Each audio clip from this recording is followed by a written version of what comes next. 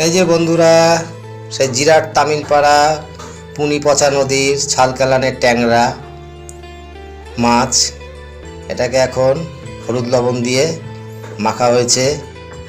এটাকে রান্না করব।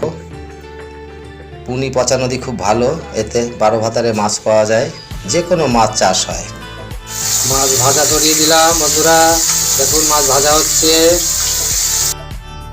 পুনিপচা নদীর ছালকালানে মাছ ভাজা হয়ে গেছে। হ্যালো বন্ধুরা, তামিলপাড়ার পুনিপচা নদীর মাছ রান্না হয়ে গেল।